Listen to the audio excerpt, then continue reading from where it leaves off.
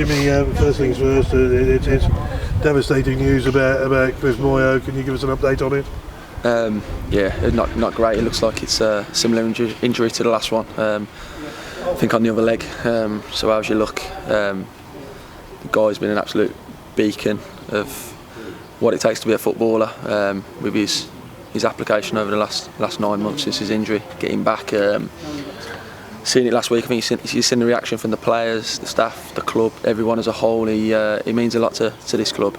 In some bad times, he's been there, and he's been one of the players who's really tried to stand up and get the club where it needs to be. And he's missed out on a lot of our successes this year, and he was going to be a massive player going into these last few games for us. But look, if there's one player who I'm sure will bounce back from anything, it's Cliff Moyo.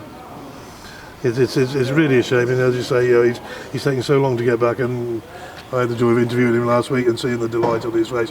It's just how cruel a game football can be. Yeah, I said it's not going over the top. The lad's an inspiration. He is.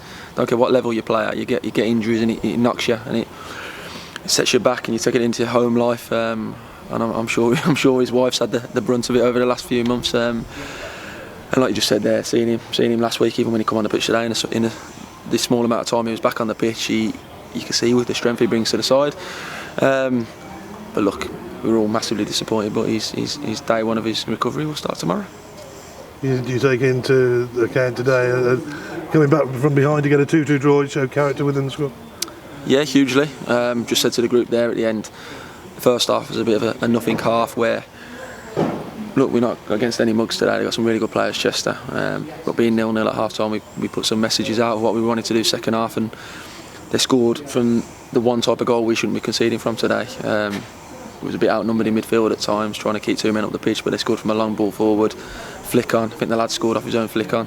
Really poor goal to concede, and again the second one, I don't think we reacted quick enough to the save, where we should be getting the goalkeeper out of it. Hasn't quite happened. Normally we're really good in them situations, and we haven't been today. So you're 2-0, backs against the wall. I've said to the group there, at this stage of the season in particular, you need to stay in games, even when you feel like you're really against it.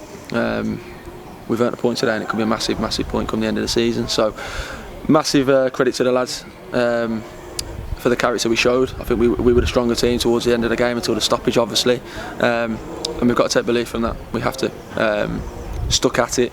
Tried to do the right things, and like I say, could have still won a game there. We weren't at our best.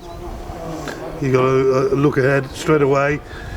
Kettering coming to Kidderminster on Monday, a little mini run going. You'd have to keep that going now. We need to put the pressure on Fylde.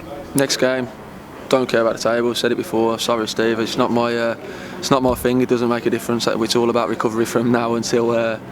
From now until Monday. Let's get the lads in the best condition possible for Monday. Short turnaround in games. We'll use every tool we have in that time. We've got some good pros in the building, I will say that. The older players do things right, and the younger lads look up to that. So look, we'll do everything we can until Monday afternoon to make sure we're ready to go 100%.